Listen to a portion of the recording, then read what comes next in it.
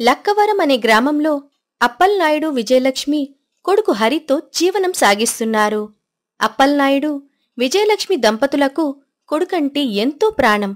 కొడుకుని ఎలా అయినా బాగా చదివించాలని, ఉన్నత స్థాయిలో చూడాలని ఎప్పుడు కలగంటూ ఉండేవారు. విజయలక్ష్మి, ఏం చేస్తున్నావు? వాడు లేచాడా? ఓ, ఎప్పుడో లేచాడండి.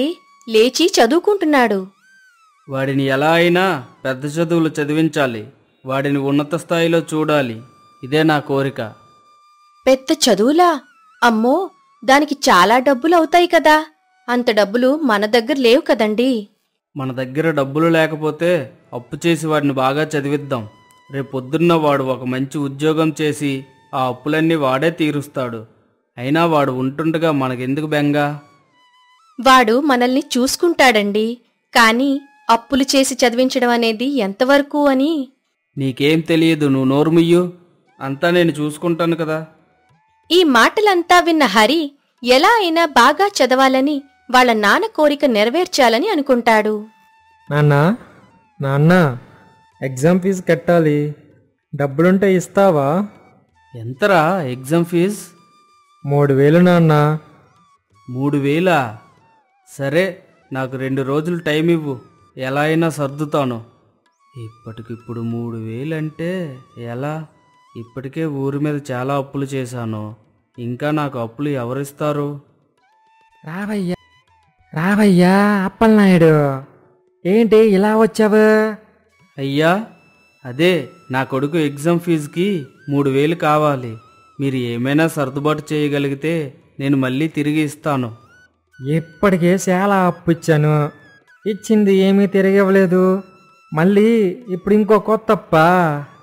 అబ్బాయికి ఎగ్జామ్ ఫీజు కట్టాలంట. ఈ ఒక్కసారికి ఎలా అయినా సర్దుబాటు చెయ్యండి అయ్యా.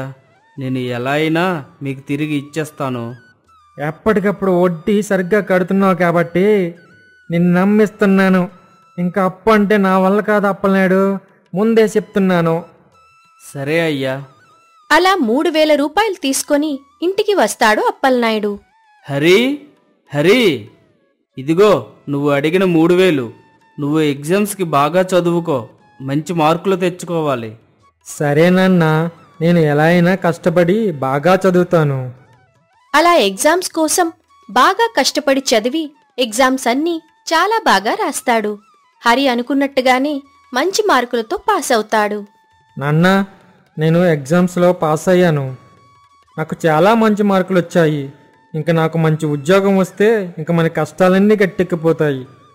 అబ్బా, ఎంత సంతోషమైన వార్త చెప్పావురా. ఈ విషయం మీ అమ్మకు కూడా చెప్పు, చాలా సంతోషిస్తుంది. అమ్మా, నాకు చాలా మంచి మార్కులు వచ్చాయమ్మా. నాకు ఖచ్చితంగా ఉద్యోగం వస్తుంది. ఇంకా మన కష్టాలన్నీ తీరిపోతాయి. నేను మిమ్మల్ని చాలా బాగా చూసుకుంటానమ్మా. సంతోషం కన్నా, నువ్వన్నట్టుగానే మంచి ఉద్యోగం వస్తే అంతకన్నా మంచి వార్త ఇంకొకటి ఉండదు. చల్లగా ఉండు తండ్రి. నేను రేపటి నుంచి ఉద్యోగాలు వెతకడం ప్రారంభిస్తాను నాన్న. రేపు పట్నం వెళ్తాను. సరేరా, నేను దానికి సరిపడా ఏర్పాట్లు చేస్తాను. ఇదిగోరా, తీసుకో ఈ 1000 రూపాయలు. పట్నం వెళ్తున్నా అంటున్నావుగా, ఉద్యోగం వచ్చినంత వరకు ఇవి నీకు అవసరం పడతాయి. సరే నాన్న.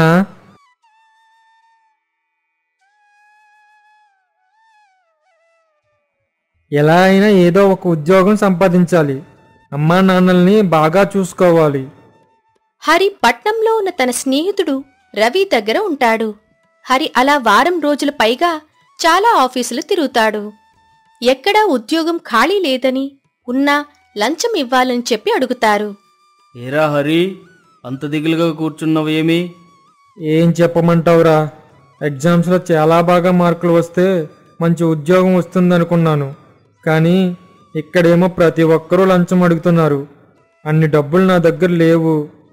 అరే, మనకి ఇక్కడ ఎన్ని మార్కులు వచ్చినా లంచం ఇవ్వనిది ఉద్యోగం రాదు. నేను కూడా అలా డబ్బులు కట్టి ఉద్యోగం సంపాదించాను.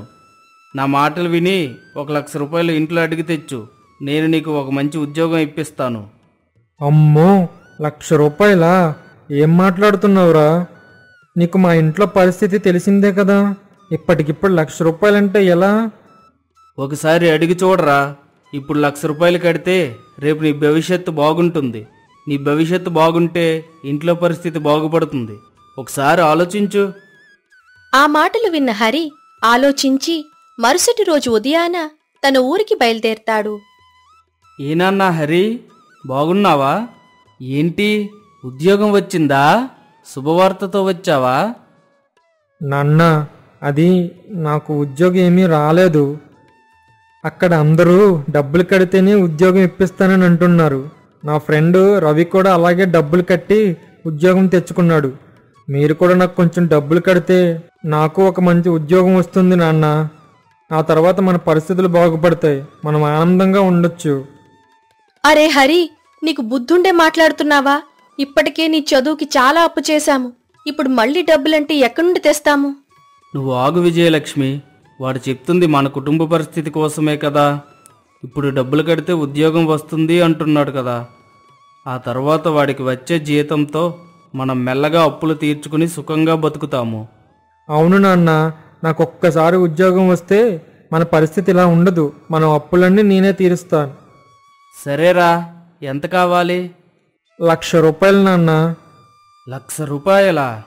ఇప్పటికిప్పుడంటే ఎలారా? సరే, నాకు కొంచెం టైం ఇవ్వు. నేను ఎలాగైనా సర్దుబాటు చేస్తాను. ఇప్పటికిప్పుడు ₹1,00,000 ఎలా వస్తాయండి? ₹1,000కే మనకి ఎవరూ అప్పు ఇవ్వడం లేదు. ఇప్పటికి ₹1,00,000 ఎవరిస్తారు? ఈ ఇల్లు తాకట్టు పెట్టడం తప్ప. సరిగ్గా చెప్పావే. ఈ ఇల్లు తాకట్టు పెట్టి ఆ సావుకారు దగ్గర ₹1,00,000 తెస్తాను.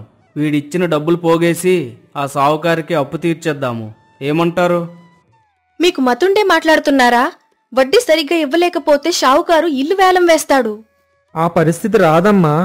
నాకు ఉద్యోగం వస్తుంది, నాకు జీతం వస్తుంది. ఆ జీతంతో ఆ డబ్బులు ఆ సావుకారికి ఇచ్చేస్తా. మన ఇల్లు మనం తెచ్చుకుంటాం. విన్నావుగా వీడి మాటలు. వీడు ఉండగా మనకు భయం ఎందుకు? నువ్వు వెళ్ళి ఇంటి పేపర్లు తీసుకురా. అలా ఇంటి పేపర్లు పట్టుకొని అప్పలనాయుడు షావుకారు దగ్గరికి వెళ్తాడు. ఏంటి అప్పలనాయుడు, నా అప్పు తీరుస్తున్నావా ఏంటి? నీ కొడుకు ఉద్యోగం వచ్చిందా? సావుకారు గారు వచ్చేసినట్టేనండి. కానీ ఒక చిన్న సమస్య ఉంది. సమస్య? సమస్య ఏంటి? అంటే అయ్యా, అది ఏమీ లేదయ్యా. నాకు ₹1,00,000 అప్పుగా ఇస్తే మా వాడికి ఉద్యోగం రాగానే మెల్లమెల్లగా మీ అప్పు తీర్చేస్తాను. ఏంటి అప్పలనాయుడు, తమాషా చేస్తున్నావా? ₹1,00,000 నిన్నేం చూసుకుని ఇవ్వాలి? అయ్యా, మీరేమీ తనఖా లేకుండా ఇవ్వద్దు. నా ఇంటి పేపర్లు మీ దగ్గర పెడతాను. ఇంటి పేపర్లు పెడుతున్నావా? నీకు నా కోసం మొత్తం తెలిసిందే కదా. వడ్డీ కానీ కట్టకపోతే ఇల్లు వేలం వేస్తా. ఆ పరిస్థితి రానివ్వనయ్యా. సరే, ఇదిగో ఈ పేపర్ల మీద సంతకం పెట్టి ₹1,00,000 తీసుకెళ్ళు. మీరు చేసిన మేలు ఎప్పటికీ మర్చిపోనయ్యా అని చెప్పి పేపర్ల మీద సంతకం పెట్టి ₹1,00,000 తీసుకొని ఇంటికి వస్తాడు. హరి, ఇదిగో నువ్వు అడిగిన ₹1,00,000 తీసుకువెళ్ళి ఉద్యోగానికి కట్టు. ఉద్యోగం వచ్చిన తర్వాత మెల్లమెల్లగా మన అప్పు తీర్చుకుందాం. అప్పు తీర్చేసి మన ఇంటి పేపర్లు మనం తెచ్చుకుందాం. సరేనన్నా, నేను రేపు ఉదయాన్నే బయలుదేరుతాను. ₹1,00,000 కట్టి నేను ఉద్యోగం సంపాదిస్తాను. ఇక మన కష్టాలన్నీ తీరిపోయినట్టే. అలా తెల్లవారుజామున హరి మళ్లీ సిటీకి బయలుదేరతాడు. తన ఫ్రెండ్ చెప్పిన కంపెనీలో డబ్బులు కట్టి ఉద్యోగం సంపాదిస్తాడు. అలా కొన్ని నెలలు గడుస్తాయి. అదే ఆఫీసులో పనిచేస్తున్న ప్రియాని చూసి హరి ప్రేమలో పడతాడు. ప్రియా, మీరంటే నాకు చాలా ఇష్టం. నేను మిమ్మల్ని పెళ్లి చేసుకోవాలనుకుంటున్నాను. హరి, నువ్వంటే నాకు కూడా చాలా ఇష్టం. కానీ ఏంటి ప్రియా, చెప్పు.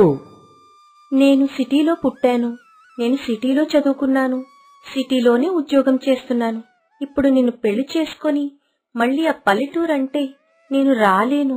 నువ్వు నన్ను పెళ్లి చేసుకుని సిటీలోనే ఉంటానంటే నేను నిన్ను పెళ్లి చేసుకుంటాను. దీనికోసమేనా నేను సిటీలోనే ఉద్యోగం చేస్తున్నాను? మనిద్దరం ఇక్కడే ఉందాం. సరే, నేనిప్పుడే మన ప్రేమ విషయాన్ని మా ఇంట్లో చెప్తాను. నువ్వు కూడా మీ ఇంట్లో చెప్పు. హరి ప్రియ విషయం ఇంట్లో చెప్పడానికి ఇష్టపడడు. ఎందుకంటే వాళ్ల తల్లిదండ్రులు పల్లెటూరుని వదిలి రావటానికి ఇష్టపడరు. అలా అని ప్రియని వదులుకోవడానికి హరి సిద్ధంగా లేడు. సో తన పెళ్లి విషయం తన తల్లిదండ్రులకు తెలియకూడదని అనుకుంటాడు. మరుసటి రోజు ఉదయం, హరి, నేను మా ఇంట్లో మన ప్రేమ విషయం చెప్పాను. మా నాన్నగారు దానికి అంగీకరించారు. నువ్వు మీ ఇంట్లో చెప్పావా? మీ ఇంట్లో ఏమన్నారు? ప్రియా, నేను మా ఇంట్లో మన ప్రేమ విషయం చెప్పాను. వాళ్ళు ఒప్పుకోలేదు. కానీ నాకు నిన్ను వదులుకోవాలని లేదు. నేను నిన్ను పెళ్లి చేసుకోవాలనుకుంటున్నాను. సరే, ఇప్పుడేమంటావ్? మన ఇద్దరం ఎవరికీ తెలియకుండా పెళ్లి చేసుకుందాం. మన ఇద్దరి బ్రతుకులు మనమే బ్రతుకుదాం.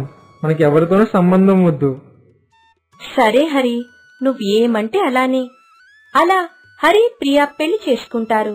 ఇంకా హరి, ప్రియా ప్రేమలో పడి తన తల్లిదండ్రుల విషయం కాని, తను చేసిన అప్పు విషయం కాని మర్చిపోతాడు. నెలలు గడుస్తున్న కొలది అప్పలనాయుడు వడ్డీ కట్టలేకపోతాడు. షావుకారికి కోపం వస్తుంది. ఏ డప్పలనాయుడు, అప్పు తీసుకుని చాలా నెలలైంది. ఇప్పటికొచ్చి వడ్డీ లేదు, అసలు లేదు. ఇంక చేసేదేమీ లేదు. ఇల్లు వేలం వేసి నా డబ్బులు నేను తీసుకోవడమే. అప్పలనాయుడు, నీకు ఇచ్చిన గడువు అయిపోయింది. ఇంక నువ్వు వడ్డీ కట్టడం లేదు. ఇంకా అసలు కోసం అంటావా? దాన్ని ఊసేలేదు. కావున నేను ఇల్లు వేలం వేద్దాం అనుకుంటున్నాను. అయ్యా, నా కొడుకు నాకు ఫోన్ చేసి 6 నెలలు అవుతుంది. నేను చేస్తున్నా కూడా వాడు లిఫ్ట్ చేయడం లేదు. నాకు కొంచెం టైం ఇవ్వండి. నేను ఎలా అయినా వాడిని వెతికి పట్టుకొని మీ డబ్బులు మీకు ఇస్తాను. నువ్వేమైనా చేసుకో. ఇప్పుడైతే నేను ఈ ఇల్లు వేలం వేస్తాను. నువ్వెప్పుడైతే డబ్బులు తెచ్చి ఇస్తావో అప్పుడు నీ ఇంటి పేపర్లు నీకు ఇస్తాను. అప్పటి వరకు నువ్వు ఇంట్లో ఉండడానికి వీల్లేదు. తక్షణం ఇక్కడి నుంచి వెళ్ళిపో. అయ్యా, మీరే అలా అంటే ఎలా? ఇప్పుడు నా భార్య నేను కలిసి ఎక్కడైనా బతుకుతాము? ఆ సిటీ మాకు తెలియదు. నాకు కొంచెం టైం ఇస్తే నా కొడుకుతో మీ అప్పు ఎలా అయినా తీరుస్తాను. ఇంక నేను వినేదంతా ఏమీ లేదు. ఇంకా నువ్వు ఇల్లు ఖాళీ చెయ్యు అని షావుకారు చాలా కోపంగా చెప్తాడు. ఇంకా అప్పలనాయుడు చేసేది ఏమీ లేక తన భార్యతో కట్టుబట్టలతో ఊరు వదిలేసి సిటీకి బయలుదేరతాడు. అలా సిటీకి చేరుకున్న అప్పలనాయుడు, విజయలక్ష్మికి తినడానికి తిండి కూడా దొరకదు. ఆకలితో అలమటించిపోతారు. ఆకలికి తట్టుకోలేక అలా ఒక గుడి దగ్గర భిక్షం చేస్తూ బతుకుతూ ఉంటారు. ఒకరోజు హరి, ప్రియా గుడికి బయలుదేరతారు. ప్రియా, త్వరగా రా. నాకు ఆఫీస్ టైం అవుతుంది. గుడికి వెళ్ళి అక్కడి నుంచి అటు ఆఫీస్కి వెళ్ళిపోదాం. వస్తున్నా హరి. అలా వాళ్ళిద్దరూ గుడికి వెళ్లి దర్శనం చేసుకుని వస్తారు. తిరిగి వస్తుండగా ప్రియా కళ్ళు తిరిగి పడిపోతుంది. ప్రియా, ఏమైంది? ప్రియా, లెగు. ఎవరైనా ఉన్నారా? ఎవరైనా ఉంటే కొంచెం నీళ్ళు తేండి. ఇదిగోండి బాబు, తీసుకోండి నీళ్లు. నీళ్లు తీసుకుని వెంటనే హరి ప్రియ ముఖం మీద కొడతాడు. వెంటనే ప్రియ కళ్ళు తెరుస్తుంది. ప్రియా, నీకేమీ కాలేదు కదా? నేను చాలా కంగారు పడిపోయాను. నీకేమైందో ఏంటో అని. నువ్వు బాగానే ఉన్నావు కదా? నేను బాగానే ఉన్నానండి. ఎండ ఎక్కువగా ఉంది కదా, అందుకే నాకు కళ్ళు తిరిగినట్టున్నాయి. అమ్మయ్యా, సరే పద, మనం హాస్పిటల్కి వెళ్దాం అంటూ తన కంగారులో తను ఉన్నాడే గాని నీళ్లు ఇచ్చింది అప్పలనాయుడు అని గుర్తించలేదు. ఒక్కసారిగా హరి, అయ్యో, ఈ నీళ్లిచ్చిన అతనికి థ్యాంక్ యూ చెప్పలేదు అని వెనక్కి తిరిగి చూస్తాడు. థ్యాంక్ యూ అండి, సమయానికి నీళ్ళిచ్చినందుకు. బాబు హరి, నేను నీకు గుర్తున్నానా? నాన్నా, అవేం మాటలు? మీరు గుర్తుండకపోవడం ఏంటి? మరి లేకపోతే ఎలా మాట్లాడాలరా? ఊరి నిండా నీ చదువుల కోసం అప్పులు చేశాం. నువ్వేమో ఫోన్లెత్తడం లేదు, వడ్డీ డబ్బులు ఇవ్వడం లేదు. ఆ షావుకారేమో మన ఇల్లు వేలం వేసేశాడు. మమ్మల్ని ఊరి నుండి తరిమేశాడు. మేమిక్కడ భిక్ష ఎత్తుకొని బతుకుతున్నాం. ఏవండి, వీళ్ళు మీ అమ్మా నాన్న అంటున్నారు. ఎవరు వీళ్ళు? ప్రియా, అంటే అది మేం వీడి తల్లిదండ్రులమమ్మా. వీడి చదువు కోసం ఊరి నిండా అప్పులు చేసి ఇప్పుడు ఇలా భిక్షం ఎత్తుకొని బ్రతకాల్సి వస్తుంది. ఏంటి హరి వీళ్ళు మాట్లాడుతున్నది? మీ ఇంట్లో మన పెళ్లికి ఒప్పుకోలేదని చెప్పావు, కానీ మీ తల్లిదండ్రులు మోసం చేసి ఇదంతా చేస్తున్నావని నాకెందుకు చెప్పలేదు? అయ్యో ప్రియా, నేనేమీ మోసం చేయలేదు. నిజంగా చెప్పాలంటే నన్ను నేనే మోసం చేసుకున్నాను. నీ ప్రేమలో పడి నాకు నా తల్లిదండ్రులు గుర్తు రాలేదు. వాళ్ళు చేసిన అప్పు గుర్తు రాలేదు. నేను చాలా పెద్ద పొరపాటు చేశాను. నన్ను క్షమించండి అమ్మా నాన్న. మీ అమ్మ చెప్పినా నేను వినలేదు. వీడు మన భవిష్యత్తుని ఏం మార్చడమండి? వీడి కోసం మనం అప్పులు చేయడం మానండి అని అన్నా, నేను మీ అమ్మ మాటలు పక్కన పెట్టి నీకోసం అప్పులు చేశాను చూడు, ఇప్పుడు నాకు ఈ గతి పట్టాల్సిందే. అయ్యో నాన్న, అలా మాట్లాడకండి. నేను చాలా పెద్ద తప్పు చేశాను. మిమ్మల్ని ఇలా చూసేంత వరకు నేను ఎంత పెద్ద పొరపాటు చేశానో నాకు తెలియలేదు. ఇప్పుడే మన అప్పు తీర్చేద్దాము. నేను ఎలా అయినా మన అప్పు తీర్చేస్తాను, నన్ను నమ్మండి. మమ్మల్ని క్షమించండి అత్తయ్య, మామయ్య. హరి మాటలు విని మీరు మా పెళ్లికి ఒప్పుకోలేదేమో అని నేను మీకోసం ఎప్పుడూ అడగలేదు. మనలో మనకి క్షమాపణలు ఎందుకమ్మా? ఏమండి, ముందు ఆ అప్పు తీర్చేయండి. అత్తయ్య మావయ్యని నేను మన ఇంటికి తీసుకెళ్తాను. అలా హరి అప్పు తీర్చి తన ఇంటి పేపర్లు తీసుకొని తన తల్లిదండ్రుల దగ్గరకు వచ్చి క్షమించమని వేడుకుంటాడు. అప్పటి నుండి ఆ కుటుంబమంతా కలిసిమెలిసి సుఖంగా జీవిస్తారు.